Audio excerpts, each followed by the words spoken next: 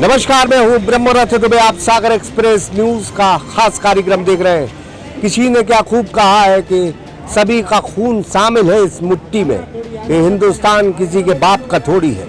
ये बात हम इस वजह से कह रहे हैं कि मध्य प्रदेश की सरकार लगातार चुनाव आ रहे हैं 2023 के विधानसभा के, सभी की सुन रही है, लेकिन 250 से 300 घर बेघर कर रही है, उनको नौकरी से वंचित कर रही। 2013 में ये राजस्व विभाग में कंप्यूटर ऑपरेटर के तौर पर पदस्थ हुए थे।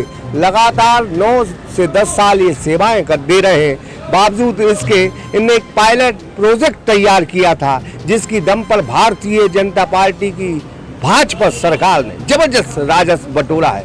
लेकिन अब ये दलील देने लगी है सरकार कि आपकी हमें कोई जरूरत नहीं। सागर का शानदार hotel Royal Palace, swimming pool, Kohinoor restaurant, Diamond Bar के साथ AC luxury room, banquet hall एवं कॉर्पोरेट जगत के लिए मीटिंग हॉल, तो अपने यादगार पलों को बनाए और भी खूबसूरत। होटल रॉयल पैलेस के साथ, पता राजघाट रोड, सागर, मध्य प्रदेश।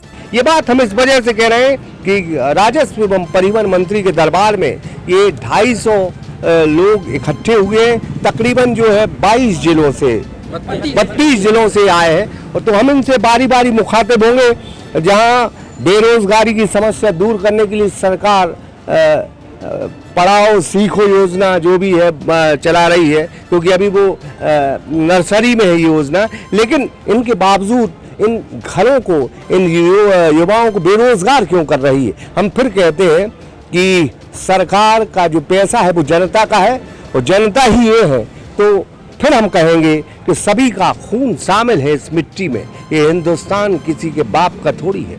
तो हम बात करेंगे बारी बारी। क्या नाम है आप? प्रदीप चौबे। क्या मतलब अचानक ये कैसा फैसला आ गया कि क्या है कि मुझे 31 अगस्त से इसी अगली तारीख से हम लोगों को मतलब सेवा हम लोगों की समाप्त कर दी जाएगी। इसके संबंध में हमने माननीय मंत्री जी को 20 अप्रैल को ज्ञापन दिया था, जिसके माध्यम से CLR साहब ने एक पत्र जारी किया, जिसमें उन्होंने हम लोगों को बरकरार रखने का बोला। लेकिन उनने जो पत्र जारी किया CLR महोदय ने, तो उसमें हम लोगों का पद का और जो हम लोगों का वेतन दिया जाएगा उस पर स्पष्टीकरण नहीं दिया। इससे हम लोगों को अब जिला समिति द्वारा यह बताया जा रहा है कि भाई हम आप लोगों को रख लेंगे, लेकिन हम आपको वेतन कहाँ से देंगे।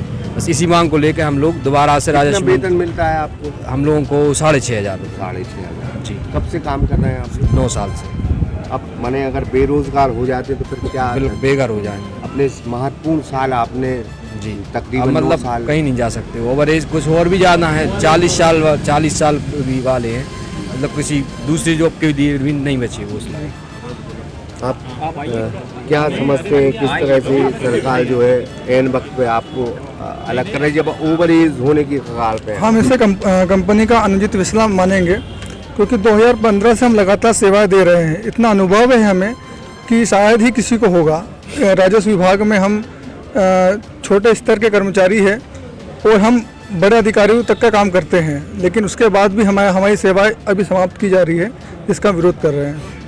ये पायलट प्रोजेक्ट क्या काम करता रहा? आप लोग जो है क्या काम करते रहे?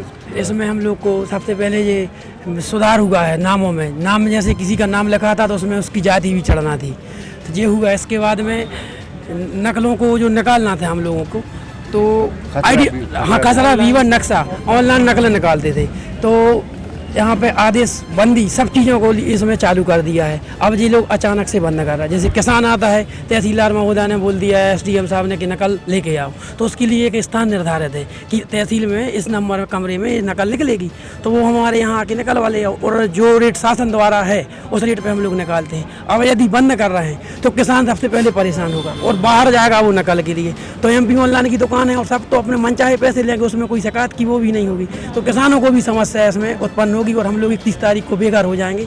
हम लोग क्या करेंगे आप बताएं? 31 तारीख को बेघर होने जा रहे हैं आप? जी। तो मतलब किस तरह से ये नाज़ेशाही कह लें, महत्वपूर्ण साल जो आपके थे, कुछ और काम कर सकते थे, लेकिन आपने नौकरी की, वो भी कम वेतन में। अब जब ओवर एज होने की कगार में है तो आपको बाहर कर दिया जा रहा है। नहीं, ये शासन की नीति गलत तो नहीं कहेंगे, लेकिन शासन से यही गुजारिश है हम लोगों की कि हम लोगों के ध्यान में रखते हुए, हमारे परिवार को ध्यान में रखते हुए इस प्रोजेक्ट को आगे बढ़ाया जाए। प्रोजेक्ट तो पहले 1.0 था, उसको शासन ने 2 करोड़ से ऊपर का खर्च दे करके 2.0 में कन्वर्ट किया, जिसमें जो पहले सुविधाएं थी उनको और बढ़ाया गया। तो शासन से हमारी यही मांगे हैं कि जो 2.0 है उसमें बंद ना करते हुए आईटी ऑपरेटर को उसी में ई गवर्नेंस या कलेक्टेड बेस या ऐसे किसी भी मद में हम लोगों को समायोजित करके हम लोगों को बेघर होने से बचाया जाए। क्या समझते हैं कितनी मतलब परेशानी आने वाली है? देखो, परेशानी की बात है तो सभी लोगों को, किसानों को पता है कि आईटी सेंटर से जो नकल वितरण होती है वो कितनी महत्वपूर्ण है। हम लोग हमेशा नकल वितरण करने के लिए 5 मिनट का इंतजार कराते हैं किसानों को। B1 भाई, नक्शाबाज, खातावार बा, खतौनी भाई और ऋण पुस्तिका हुई अभी जारी हुई है, तो हम लोग 5-10 मिनट में उनको वेट कराते हैं। अब इस तरीके से जो लोक सेवा केंद्र में जाते हैं तो लोक सेवा में 50-100 से पहले ही से सेवाएं दी गई हैं, तो उसमें क्या है कि ऑपरेटर उनके पास रहते नहीं है ज़्यादा और मन चाहे पैसे लेते हैं। और MPO ऑनलाइन की बात करी जाए तो MPO ऑनलाइन वाला 30 रुपया की कॉपी निकलती है, तो वो 30 रुपया में थोड़ू देगा, वो तो अपना दुकान खोलेगा, दुकान का भी खर्चा निकालेगा, तो किसान तो बेरोजगार मुश्किल में आएंगे, मुसीबत में आएंगे। और दूसरी बात ये रही, जब ये सॉफ्टवेयर चालू हुआ था तो हम लोगों की नियुक्तियाँ की थी, तो ये सॉफ्टवेयर का बहुत सारा बहस हुआ था, शासन के अधिकारी कर्मचारियों द्वारा बहुत ज़्यादा बहस हुआ था। तो इसमें क्या था, जब ये सॉफ्टवेयर चालू हुआ था तो सभी लोगों ने बहस किया था, तो हम लोगों को रखा था, तो इन लोगों ने डाटा प्रमाणन के लिए हम लोगों को आवंटित किए थे। IDO पे डाटा भूमि सूमी सुधार का एक मॉड्यूल दिया था, तो हम लोगों ने इनके खाते बनाए सभी लोगों के, पूरे जिले मतलब सभी प्रदेश के सभी ऑपरेटर हैं, उनने बहुत सारा काम किया, यानी कि डाटा प्रमाणन का हम लोगों ने 60 से 65% काम किया है, जबकि ये काम होना चाहिए था पटवारी का। तो आज तक किसी पटवारी ने ना आज भी प्रमाणन करते हैं ना कोई करते हैं, और प्रमाणन की वजह से इनका जो प्रधानमंत्री जैसी बहुमूल्य PM किसान है, CM किसान है, बाकी की बहुत सारे जो है, जबकि प्रमाणन नहीं होगा तो उनका वो फार्म नहीं भर पाएगा, तो वो लाभ नहीं ले पा रहे और आज भी नहीं कर रहा है। तो हम लोगों को आज भी हम उन लोगों को सपोर्ट करते हैं, कोई भी समस्या होती तो हम लोग सपोर्ट करते हैं तरीके से, PM किसान से लेके CM किसान से लेके जो भी होगा उस टाइम को करते हैं। और हम लोग 6,500 रुपये में तहसीलदार, SDM कोई भी साहब बोलें तो हम लोग उनके लिए तत्पर तैयार रहते हैं, जो भी समस्या हो उसको सॉल्व करवाते हैं। हाँ, 2013 में जब WebGIS चालू हुआ था, हम लोगों ने मतलब नकल संचालन के लिए एक एक व्यक्ति को, एक एक अधिकारी को जाके कन्वेंस किया, जब जाके ये प्रोजेक्ट चल पाया। पायलट प्रोजेक्ट में हम लोगों से दिन रात काम लिया गया और हमने जैसे जैसे हमको निर्देश मिले हमने वैसा वैसा सब काम किया है। और आज ये स्थिति है कि 31 अगस्त को IT सेंटर बंद किया जा रहा है, परंतु हमने CLR साहब से निवेदन किया था, तो उनने ये लेटर समस्त मध्य प्रदेश के कलेक्टरों को जारी किया है, परंतु अभी तक इस पर भी कोई कार्रवाई नहीं हुई है। 31 स्पष्ट कोई निर्देश नहीं है कि हमको सैलरी कहाँ से दी जाएगी, और रखने की कोई बात ही नहीं है उसमें। और मैं एक चीज़ कहना चाहूँगा, अपर आयुक्त ने इस लेटर को जारी किया है जिसमें स्वीकार किया है कि IT सेंटर को यथावत रखना जरूरी है। यदि इसको यथावत नहीं रखा जाएगा तो आम जन को परेशानी का सामना करना पड़ेगा। लेकिन इसमें हमारा कहीं भी उल्लेख नहीं किया गया कि हमारा वेतन कहाँ से आएगा, हमें किस पद पर रखा जाएगा। तो हम मध्य प्रदेश शासन से निवेदन करते हैं कि हमें उचित मार्गदर्शन दें और हमारी सेवाओं को यथावत रखा जाए।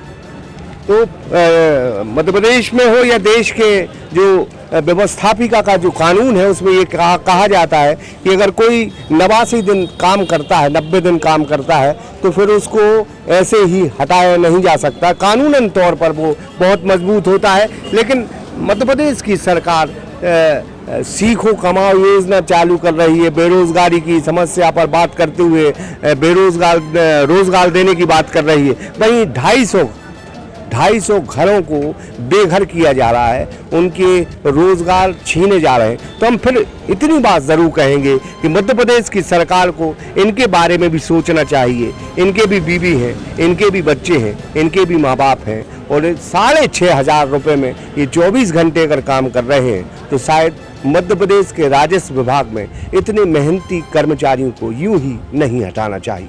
ब्रह्मरथ दुबे, सागर एक्सप्रेस न्यूज, सागर। न्यू अप्सरा ज्वेलर्स 63 सालों से आपकी सेवा में समर्पित। हमारे यहाँ आपको मिलेगी हीरे, सोने, चांदी के आभूषणों की आकर्षक श्रृंखला। तो पता याद रखें, न्यू अप्सरा ज्वेलर्स, परकोटा तिराहा, सागर, मध्य प्रदेश।